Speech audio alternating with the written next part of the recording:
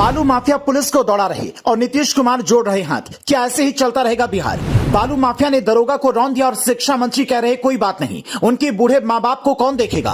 पत्नी अस्पताल में भर्ती, सदमे में माता पिता। इस परिवार को क्या जवाब देंगे बिहार के सीएम नीतीश कुमार? बिहार में गजब की बहार है। बालू माफिया एक दरोगा को ट्रैक्टर से रौंद देते हैं, अस्पताल में पड़ी पत्नी का सुहाग उजड़ जाता है, बूढ़े माता पिता सदमे में चले जाते हैं, पूरा पुलिसिया सिस्टम बालू माफिया के आगे नतमस्तक हो जाता है। और बिहार की ज्ञानी शिक्षा मंत्री कहते हैं कोई बात नहीं, मुख्यमंत्री हाथ जोड़ देते हैं। कोई बात नहीं कहने वाले शिक्षा मंत्री से क्या नहीं पूछा जाना चाहिए कि रामचरितमानस पर तो बड़ा ज्ञान बघाड़ते हैं, अपने प्रदेश की कानून व्यवस्था पर कुछ नहीं बोलिएगा।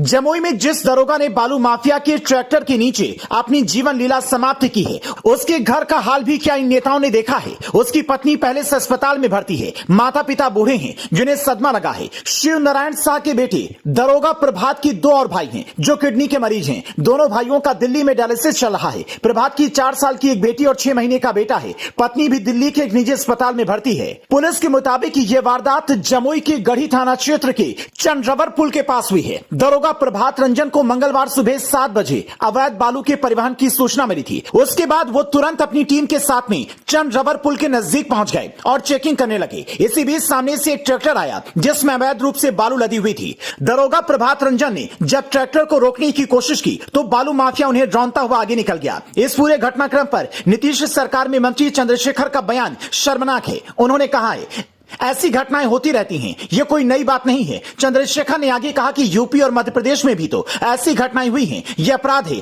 कानून के मुताबिक दोषियों को सजा दी जाएगी। चंद्रशेखर से पूछा जाना चाहिए कि क्या आप यूपी और मध्य प्रदेश में सरकार चला रहे हैं?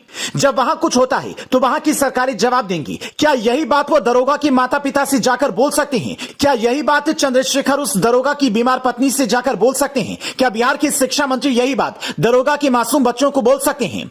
कमाल शिक्षा मंत्री हैं और कमाल है बिहार की सरकार। इतनी असंवेदनशीलता किस लिए? नीतीश कुमार विधानसभा में खड़े होकर खूब सेक्स एजुकेशन दे रहे थे, लेकिन अब नहीं बोल रहे हैं। पत्रकार कोई सवाल ना कर ले इसलिए दूर से ही हाथ जोड़कर निकल जा रहे हैं। लेकिन क्या इसलिए बिहार की जनता ने उन्हें सीएम की कुर्सी पर बैठाया था? नौकरियों पर क्रेडिट लेने वाले तेजस्वी यादव भी गायब हैं।